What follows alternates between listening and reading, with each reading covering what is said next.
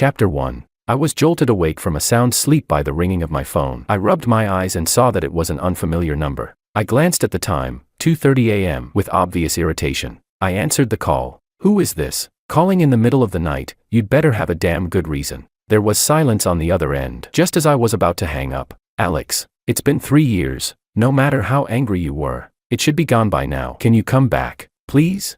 A woman's voice came through the phone, gentle and melodious. "You've got the wrong number." I hung up before she could say anything else. Who was calling so late? A soft, sweet voice sounded beside me. "Wrong number," I said. I leaned over and kissed the woman next to me on the forehead, coaxing her back to sleep. But I couldn't fall asleep again no matter how hard I tried. I wasn't surprised at all that she knew my new contact information. After all, she was the Koo family's eldest daughter, someone with influence everywhere. Finding me was nothing to her, but according to what I thought, she should have already been with her childhood sweetheart, the Song family's eldest son. Besides, with her naturally proud personality, she had never lowered her head to anyone. Even when the Song family's eldest son abandoned her and went abroad back then, she had agreed to break up without even batting an eye. While my thoughts were running wild, a soft arm wrapped around me and pulled me into a warm embrace. "What are you overthinking about? Go to sleep already." I stopped thinking, hugged my wife, and finally fell asleep. The one who called was my ex-girlfriend, Tiffany, beautiful, aloof, and proud. Just like her name, she was the widely known heir of the Wanseng group, and I, since childhood, had been the Koo family's adopted son. I had grown up alongside Tiffany. To put it bluntly, I was more or less her constant companion at school. She was born with a classic spoiled young lady temper. When she lost her temper, no one could calm her down, except for 3 men. The first was her grandfather. That old man doted on his granddaughter excessively. When she was little, she practically grew up sitting on his shoulders. The second was her childhood sweetheart, Simon Song. The Koo and Song families were both powerful clans and had been close for generations, so they interacted frequently. Every time Tiffany saw Simon, she was full of enthusiasm, her eyes sparkling like little stars. The elders of both families often jokingly referred to each other as in-laws, laughing that sooner or later the two families would become one. The third person was me. I was different from the first two. When they appeared, Tiffany would calm down, but I was the one who could actually resolve the source of her anger. Perhaps as long as I was by her side, there would be nothing for her to be angry about at all. The dynamic among the three of us was always the same. Tiffany chased after Simon, and I chased behind them, carrying their things. Up until high school, we all got along fairly well, but once high school started, the Koo family arranged for me to train more physically after classes, practicing all kinds of combat skills. From that point on, I gained a new role, Tiffany Koo's bodyguard. Because of the constant training, I developed quickly. I was tall, well-built, with defined muscles, and undeniably handsome. That made Simon uncomfortable. He would often pick on me intentionally or unintentionally, and whenever Tiffany went to spend time with Simon, in order to keep him happy, I could only prepare everything the two of them needed and hand it over to Tiffany. Then I would quietly wait outside, or somewhere not too far away, until they were done. After that, I would take the things back from Tiffany's hands, and we would go home together. Chapter 2. Whenever that happened, before meals she would tell the chef to make a few extra dishes that I liked. At night, she would take out her favorite snacks and give me half, treating it as a way to placate me.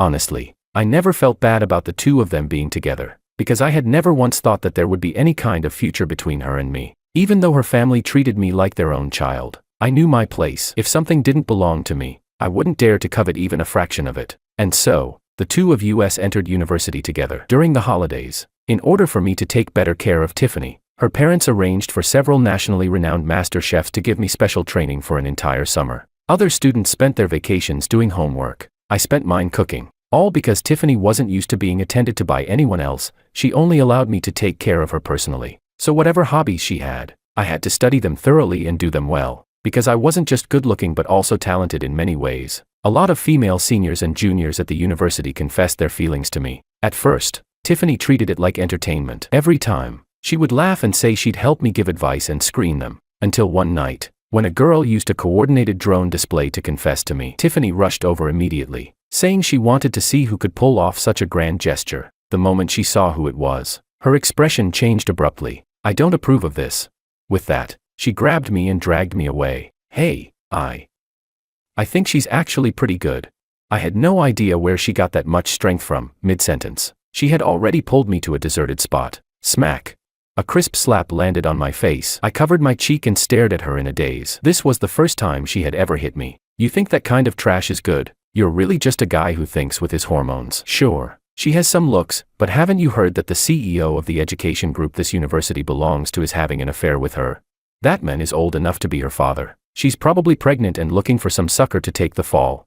Tiffany's face was twisted with agitation as she spoke. I felt she probably wasn't lying. After all, she had always been good to me. She was likely just afraid I'd get deceived and suffer a loss. And I remembered the opening ceremony at the start of the semester. That girl really had been with the school's top executives that day. She was so beautiful that there was no way I could have mistaken her. From that day on, Tiffany never allowed me to accept anyone else's confession. You're still young. You should focus on your studies. Once you're successful, what kind of woman wouldn't you be able to find? Even if you start dating now, you'll break up by graduation anyway, just wasting years of feelings. But aren't you doing just fine with Simon? Don't you need to focus on your studies?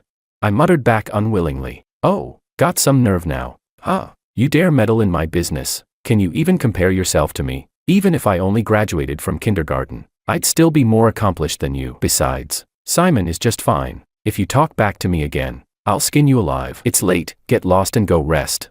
With every sentence, she lightly smacked the back of my head, and at the end she even kicked me once. Still, from that day onward, she started seeing Simon less and less. Later, arguments gradually began to appear. By the time graduation approached, Simon went abroad to study, and the two of them ended things. As for Tiffany and me, there was one time when she attended a gathering with her close girlfriends and got completely drunk. I took care of her as I always did. After placing her on the bed, she suddenly wrapped her arms around me, her eyes unfocused as she looked at me. Alex, stay with me. Chapter 3. Looking at the woman in front of me, beautiful as a celestial being, I said, Tiffany, you've had too much to drink. I can't take advantage of you like this. I'm not drunk. I know you're Alex. I just want you to stay with me. As she spoke, she had already pulled me toward her. Maybe it was youthful impulsiveness. Maybe it was the emotions I had suppressed for nearly 20 years finally breaking free. All I knew was that night I was completely out of control. And she was deeply immersed as well, nothing like someone who was so drunk she didn't know what she was doing.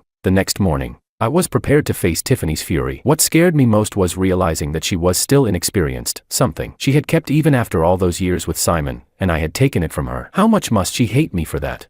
But when she woke up, she didn't explode at all. Instead, she acted spoiled, saying she was hungry and wanted the small wontons I made for breakfast. I felt an overwhelming sense of relief, like I had survived a disaster, and immediately went to make them for her. From that point on, we moved in together. We were still inseparable. Just like before, there was no confession, no public announcement, but we were sleeping together. So in my mind, that naturally meant we were a couple. Just when I felt our relationship was getting better and better, and I had already picked out a ring, ready to propose to her, Simon came back. I remember that day very clearly. As usual, we had breakfast early in the morning. After I got myself ready and was about to head out with Tiffany like always, she stopped me just as I was about to open the door. Alex, today I'm getting together with my girlfriends. You don't need to come. I froze for a moment. Every time she met up with her close friends, I was always by her side. Not only that, I handled all the food and logistics for their gatherings. Seeing my expression, she walked over and kissed me lightly. We agreed today, no male companions. Be good and wait for me at home. I'll bring you a gift. I'll bring you a gift. That was a code only the two of us understood. Every time she needed me, she would bring me a gift. Over the years, the gifts I had received could already fill an entire room. Having grown up with her since childhood, I could tell she was lying today. From early that morning, she had been unconsciously brushing her hair back, a habit she only had when she was nervous. And that kiss was perfunctory. She left in a hurry, which didn't match her usual composed personality. She had never hidden anything from me before. Instantly, I felt a bad premonition. That premonition came true by evening. Through a post on one of her girlfriend's social feeds, Simon was back. In the video, he was sitting close to Tiffany. The two of them were chatting and laughing, clearly hitting it off. Tiffany placed peeled prawns onto a plate and set it in front of Simon. She loved eating shrimp, but she had never peeled them herself. I was always the one who did it for her. If no one helped her, she would rather not eat them at all. She once said that peeling shrimp or crab was beneath her. Fiddling around for ages just to get a tiny bit of meat was embarrassing. And yet now, she was doing exactly what she once found contemptible, and she was smiling so brightly. It was past 11 at night when she finally came home, reeking of alcohol. She wasn't very drunk, but it was obvious she was in a good mood. I went over and helped her sit down on the sofa, then heated up the hangover soup I had prepared in advance and placed it in front of her. After she finished drinking it, she wrapped her arms around my neck and said coquettishly, "Let's go wash up together. I have a gift for you. I've already showered." Chapter 4. Just wash with me one more time. In the end, I was still dragged in by her. From that day on, she needed me by her side less and less. My role gradually shifted from being out in the open to staying behind the scenes. All I had to do was prepare everything she would need for the day, and after that, there was basically nothing left for me to do. Without her, I didn't even know where I could go. Once, I was feeling so suffocated that I got into the car and drove out just to clear my head. Yes, literally just drove around the city once and then came back. I had no friends here. The only people I knew were all her friends. From what I could see in her friends' social posts, Tiffany had been spending these days with Simon and their group of friends. Everything looked like normal interactions between friends, until one day, when I went out to buy some daily necessities. From afar in the supermarket, I saw two familiar figures, Tiffany and Simon. They were pushing a shopping cart, walking shoulder to shoulder like a couple, occasionally reaching out to grab things from the shelves. To avoid an awkward encounter, I quickened my pace and moved to the other side of the aisle, walking parallel to them. Tiffany, I've been back for a while now. I think things have been pretty good between us lately. Why don't you come over to my place tonight? Let's start over. Okay. It was Simon's voice. Tiffany didn't answer. So you're already with that orphan? Huh? Tiffany, how could an orphan ever be worthy of you? If this gets out, you'll become a laughingstock in our circle. That's enough. Simon. Tiffany cut him off. Today's a happy day. Don't keep bringing up things that ruin the mood. I'm glad you're back this time, but the way you left back then was too heartless. I can't accept it so easily yet. Tiffany was a smart woman. She wasn't the type to lose her head just because an ex came back. Just like with her feelings toward me, I knew how dependent she was on me, but she considered many things. There had been several times when I subtly hinted at proposing, only for her to gently turn me down. So she was a very rational person. When it came to relationships, she could treat them like business, always choosing the best option. Or perhaps she simply didn't care about romance at all, with her heart fully devoted to her career. I'll wait for you, Tiffany. I know I was wrong back then. Please give me a chance. I have the patience to wait until the day you accept me again. All right. Tiffany interrupted him. After we check out, let's call Luna and the others. Same place as usual. Let's keep the party going. After paying, the two of them got into the car and drove away. I abandoned the shopping cart where it was. I didn't want any of the items I had picked out anymore. I skipped lunch and checked into a hotel instead. Lying on the bed, I kept asking myself, would Tiffany forgive him and get back together with him? My answer was yes. It was only a matter of time, because I had seen how deeply Tiffany had loved him before, and I also knew how much she relied on my care. In the past, she had always stood up for me. Once, her closest girlfriend made a joke about me, and Tiffany gave her the cold shoulder for days, until that friend personally apologized to me. Now, for Simon's sake, she no longer needed me to stay by her side all the time. She could sense that my mood had been low lately, but she simply didn't have the energy to juggle everything at once. Between managing the company and considering the feelings of two men, she just couldn't handle it all anymore. Chapter 5. I don't even know when I fell asleep. I was woken in the middle of the night by my phone ringing. It was Tiffany. Alex, why aren't you at home? Her tone was as gentle as ever. Her temper was famously bad, but from childhood to now, the number of times she had truly lost her temper at me could be counted on one hand. I steadied my emotions and replied, I've been feeling a bit suffocated staying at home these past few days, so I went out traveling to clear my head. Everything you'll need for the next few days is already prepared, same place as always. There was a brief silence on the other end. Is it because I've been neglecting you lately? Alex, there have been some tricky things I need to deal with. Once I'm done, it'll be fine. Can you endure it for a few more days? Okay. That kind of coaxing tone, from the Koo family's eldest daughter, was probably something even her parents had never witnessed. Knowing she was willing to lower herself like this for me, the gloom that had weighed on me all day instantly lifted. Don't overthink it. We're all adults, there's no need to stick together all the time. Having some personal space isn't a bad thing. When I get back, I'll bring you a gift. I even helped her come up with an excuse. The moment she heard the word gift, she understood immediately and laughed. She chatted with me for quite a while longer, reminding me to take good care of myself, telling me that if I saw anything I liked while I was out, I should just buy it and not worry about the money. It wasn't until I reminded her that she still had work the next day that she reluctantly hung up. After that, I picked up my phone and ordered a huge spread of takeout. I hadn't eaten properly for 2 meals. Earlier I had no appetite at all, but now I was starving. Since I had already said I was traveling, I could only stay at the hotel for a few more days. I had planned to stay for a whole week, but by the 3rd day, I couldn't take it anymore. I tossed and turned on the bed all day, suffering in silence, until night finally came and I made up my mind to go back. I took the package that had arrived that afternoon, didn't call her, and went straight home. The lights were on, Tiffany was back. I opened the door and went in, but didn't see anyone. She must have gone to bed already. I walked to the bedroom, my hand just resting on the doorknob, when I heard voices coming from inside. Oh right, Tiffany, Are you really planning to keep Simon's return a secret from Alex forever? This kind of thing can't be hidden sooner or later. Don't tell me you actually want to marry Alex. Sure, Alex looks good, he's gentle, and his love for you is way stronger than Simon's. But I'll say this honestly, don't get mad. No matter how you put it, Alex is still just an orphan. Keeping him around to dote on is one thing, but making him a live-in husband, forget it. Marrying into the Song family is the only way you'll get what you want. The one speaking was Tiffany's close friend, Luna. This time, Tiffany didn't refute her. She silently accepted the fact that, in Luna's words, I was an orphan. I haven't figured out how to talk to Alex yet, Tiffany said, her voice full of conflict. I'm afraid he won't be able to accept it. We've been together since we were old enough to remember. I still can't bear the thought of him getting hurt. He won't be able to accept it. He's an orphan who's enjoyed so many years of privilege living with your family. What right does he have to say he can't accept it? I think you're just too good to him. And honestly, it's not like I'm saying this to criticize you, but in our circle, who doesn't have a few boy toys on the side? These past few nights, I've only been keeping you company because I felt sorry for you. Otherwise, I'd be sleeping with my own boy toy right now.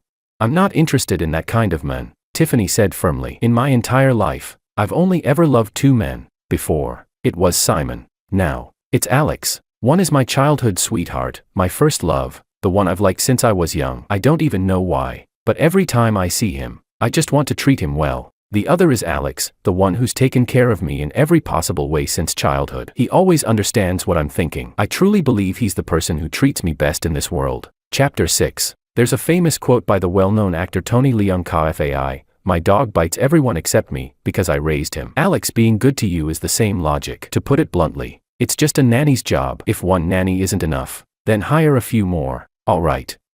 Anyway, Alex won't be back for a few more days. Let's stop thinking about it and go to sleep. The voices in the room disappeared, and my heart hung in my chest once again. So Tiffany had already made her choice. She was just figuring out how to make me accept being kept on the side. In the end, I don't even know how I made it back to the hotel. When the front desk saw that I had just checked out and was checking in again, spending 2 days worth of money in one day, the look in their eyes clearly said rich and foolish. I stayed at the hotel for a few more days, until Tiffany called to ask why I still hadn't come back. I knew then that she had figured out how to talk to me. I told her I was already on my way and would be home soon. She sent me an address. It was the Ehe hotel they often went to. When I arrived at the private room, I realized there were a lot of people there today. Almost all of her close friends were present, Simon included. The two of them stood together, surrounded by the crowd. The lively atmosphere instantly fell silent the moment I appeared. Alex, why are you only getting here now? Tiffany pushed through the crowd and walked over to me. Today is the day your brother-in-law confessed to me. Congratulate us.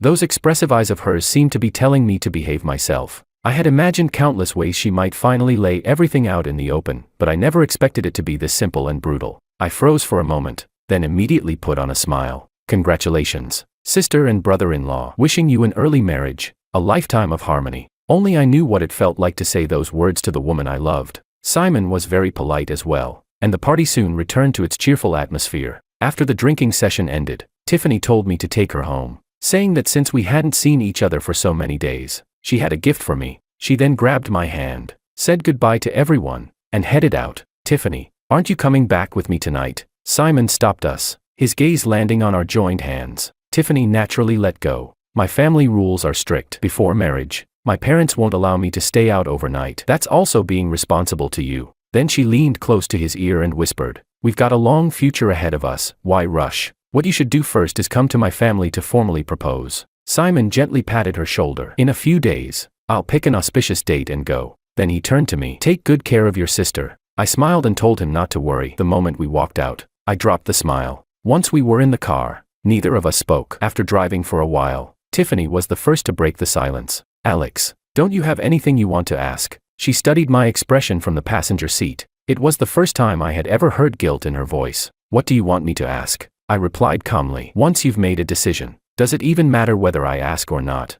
Alex, you've always understood me. I hope this time, you will too. After that, neither of us said another word. When we got home and finished washing up, I prepared to go stay in the guest room, but she grabbed my wrist. Didn't you say you had a gift for me when we got back? She looked at me with affectionate eyes. I pulled my hand back. This isn't appropriate anymore. Chapter 7. So you do care about this after all. Alex, wouldn't it be better if you just stayed by our side like before, forever? This is only a marriage of alliance. I can't give you a title, but to me, you've always been special. So, I'm just a very special Keptman. I let out a quiet laugh. I won't allow you to talk about yourself like that. Before I could finish, she covered my mouth with her hand. I smiled. She wouldn't let me say it, but she was perfectly fine making me be it. I still can't wrap my head around things. Tonight's gift is cancelled. With that, I turned and went into the guest room. Over the next few days, I continued playing my old role perfectly. When Simon came to formally propose, I was busy cooking and entertaining the guests at the engagement banquet. As someone from her side of the family, I ran around handling everything inside and out. I kept telling myself that once I escorted her out the door into marriage, I would have repaid the Koo family's kindness in full. When I left after that, I wouldn't feel guilty anymore. But being someone's Keptman, that was something I would never accept. 1 month before their wedding, I drove Tiffany and Luna to the hospital. I wanted to go in with them, but they stopped me, saying it was just a premarital full-body checkup, and that it wasn't appropriate for a man to follow along. Later, by chance, I saw the paperwork. Tiffany wasn't there for a checkup. She was there for a restorative surgery. I had already decided to leave, yet my chest still felt heavy. That night, I drove out alone with no destination in mind, eventually ending up on a bridge far from the city center. Hardly anyone ever came here. I walked up to the railing, faced the dark river below, and shouted at the top of my lungs, "Aya!"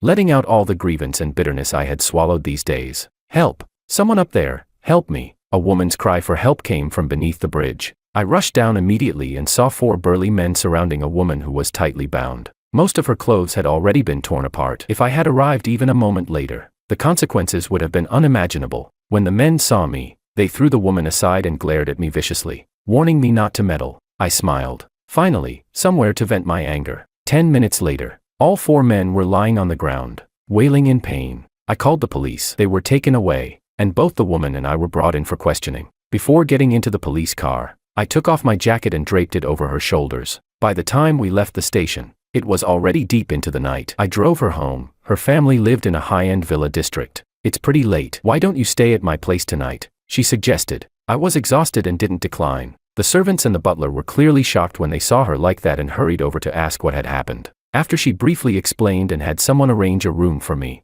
I went straight to sleep. The next morning, I woke up naturally. The butler led me to the dining table. Sitting there was a woman who, judging purely by looks, was even more beautiful than Tiffany. When she saw me, she greeted me warmly and jokingly called me her lifesaver. Only then did I realize that she was the woman I had rescued the night before. Still, she looked strangely familiar. As I stared at her, she smiled. "What? Do I look familiar to you?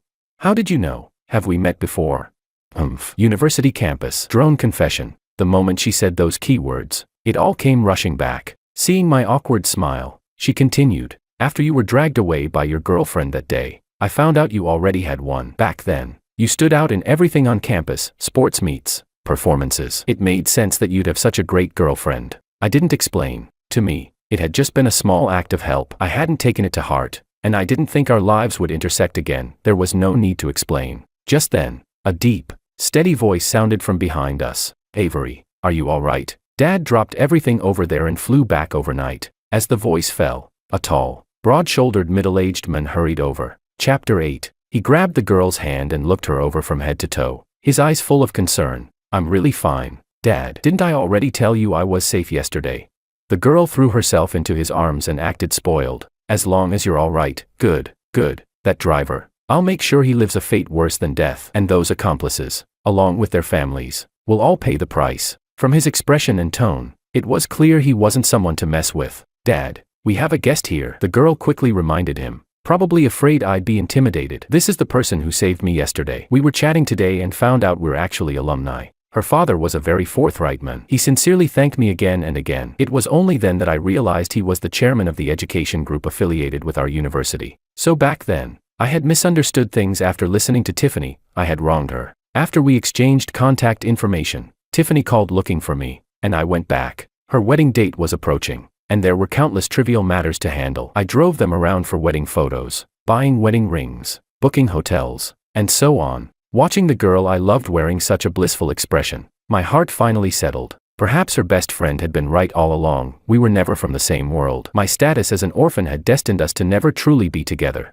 What she wanted, I couldn't give. What I could give, she could easily buy with money. To be honest, aside from the initial struggle to accept it, once I thought it through, I was able to let go. After all, her entire family had shown me great kindness, and Tiffany had truly been good to me. It was simply a case of fate without destiny. Soon enough, their wedding day arrived. The ceremony was grand and flawless. It wasn't until they entered the bridal chamber that I finally realized it was time for me to leave. I only took the savings I had accumulated over the years. I didn't take anything else. With money, there was nothing I couldn't buy. Then I blocked all contact information related to Tiffany and started traveling across the country to clear my mind. I just didn't expect to run into Tiffany's best friend, Luna. During my travels, she looked genuinely surprised to see me, nothing like before. When she used to look at me as if I owed her $8 million. We went to a restaurant together. Do you have any idea how crazy the Koo family went looking for you after you left? Especially Tiffany. The day after you disappeared, she found out you were gone. They even canceled their honeymoon plans. She's still searching everywhere for news about you. I took a sip of tea, expressionless, and didn't respond. To be honest, I'd never liked her, especially after overhearing the conversation between them. Seeing that I wasn't speaking, she stood up, sat down beside me, and smiled. So, are you planning to go back? I shook my head. I really didn't want to talk to her. The smile on her face grew even wider. I figured as much. You shouldn't go back anyway. Stick with me. I won't treat you badly. People say a boy toy can't compare to a wolfish bad boy. From now on, I'll make sure you're well taken care of. As she spoke, she reached out to touch my face. I swatted her hand away in one swift motion. Chapter 9. Luna. I heard everything you and Tiffany said at her house that day. I've always felt I never did anything to wrong you. Why did you keep provoking things between us again and again in front of her? After I finished speaking, she suddenly looked enlightened. So that's why you stopped talking to me afterward. The reason is simple, since I couldn't have her man. If I got her to dump you, wouldn't that mean I could have you instead?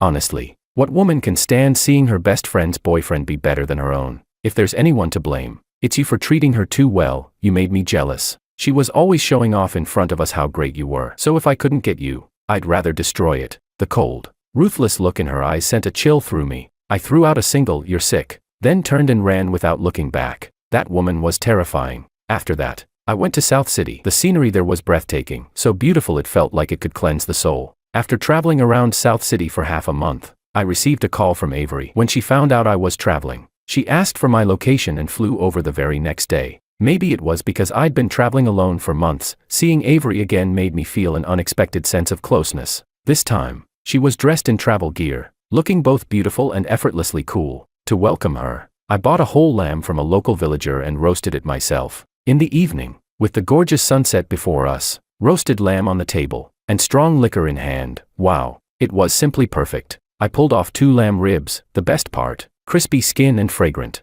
juicy meat. Here, even though this place is remote, you came all this way. For your first meal, I had to make sure you eat well and eat your fill. Try it. How's my cooking? She took it and immediately took a big bite. This rich girl wasn't delicate at all. Speak like a human. It's so good. Back in university I already knew you were multi-talented. I just didn't expect you to be this good at cooking too. As she spoke, the 2 ribs were already gone. Slow down. No one's fighting you for it. I handed her the fresh goat's milk I'd bought. I want alcohol. She didn't take it and reached out for the liquor instead. You're a girl, drink less. She pursed her lips and shot me a look, then took the goat's milk anyway. You sound just like my dad. Oh, by the way, my dad had a really good impression of you after meeting you last time. He said when I got back, I should bring you to see him again. Your dad looks pretty intimidating though. Isn't he in education? Why does he look like he's from the underworld? I blurted out without thinking. You're the one who looks like a gangster.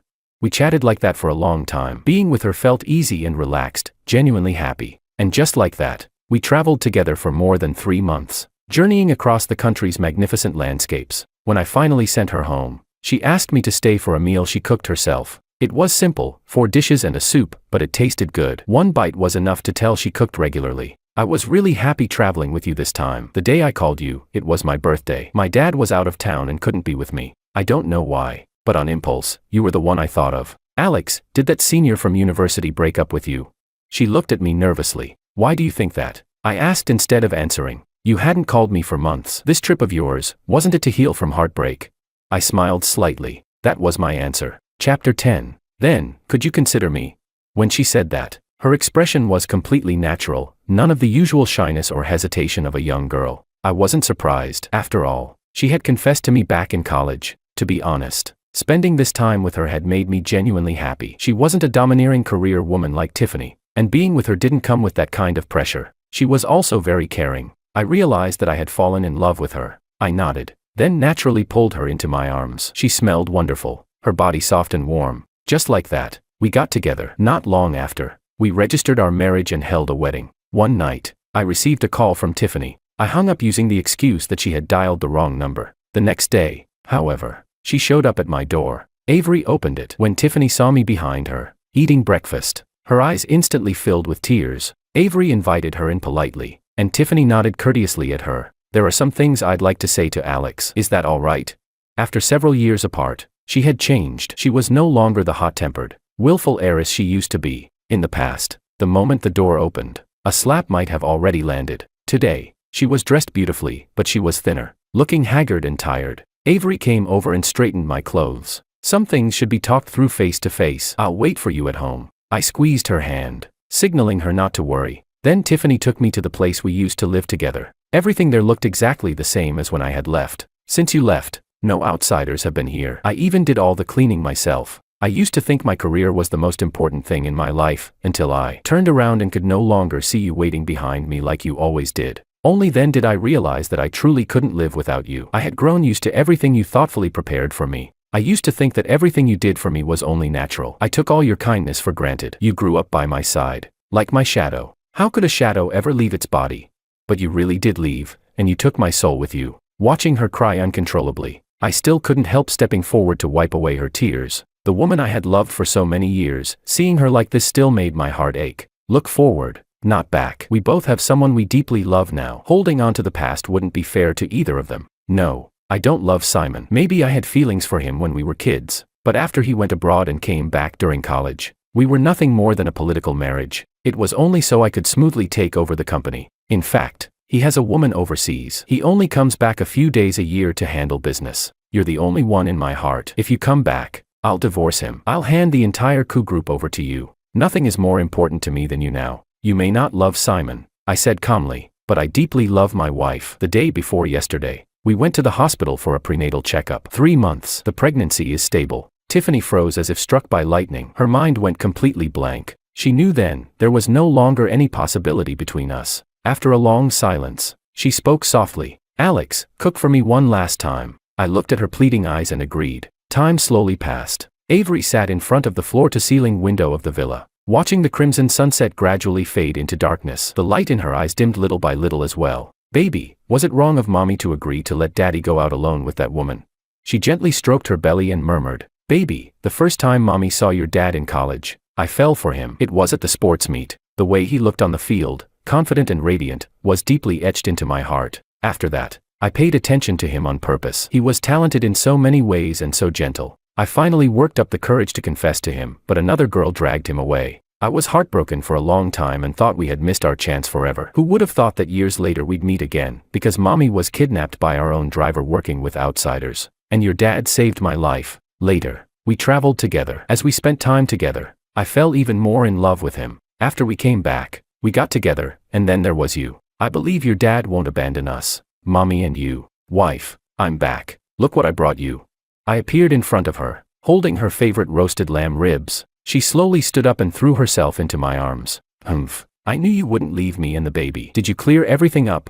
She looked aggrieved, her eyes red. I set the food down and gently stroked her head. Yes, everything's been made clear. Our family will never be separated, no matter what. Tiffany, extra. Ever since I was little, my family adopted a companion for me. We grew up together from childhood. From the very beginning, he was taught that I always came first. I was spoiled and willful, constantly causing trouble from elementary school onward. Yet he always protected me perfectly, like my own little knight. But my little knight grew up day by day, turning into a tall, handsome young man. At school, many girls confessed to him. I never paid it much attention, because none of those girls ever caught my eye. Until one day, a girl used a drone display to confess to him. When I saw her, I panicked. For the first time, I felt a sense of crisis. At the time, I already had a boyfriend. But from that moment on, I forbade Alex from dating anyone, and for reasons I couldn't quite explain. My boyfriend and I began arguing more and more frequently. At graduation, my boyfriend finally laid it all out. When you're with me, you're always talking about that little follower of yours. I can't take it anymore.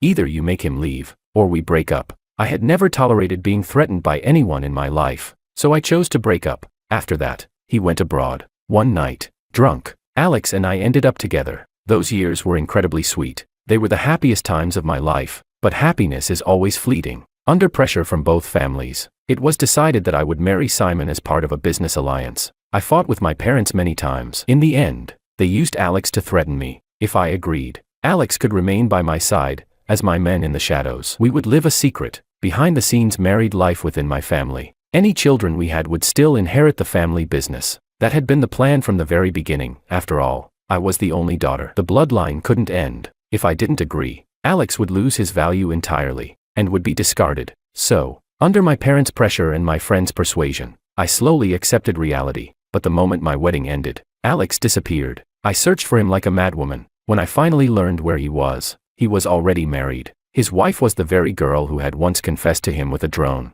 The next day, I desperately tried to win him back, but he spoke gently, just as he always had, talking about his life with his wife. It was obvious that he loved her deeply. She was already 3 months pregnant. I knew then that there was no longer any possibility for us. From that day on, I threw myself completely into my work. When I had free time, I would secretly look in on him from afar. As long as I saw him happy, smiling, living well, I felt content. Slowly, their family of 3 became 4, then 5. Sometimes, I imagine myself in the role of the woman by his side, wondering what life would have been like. This life, this is how it ends. In the next one, I won't let go again.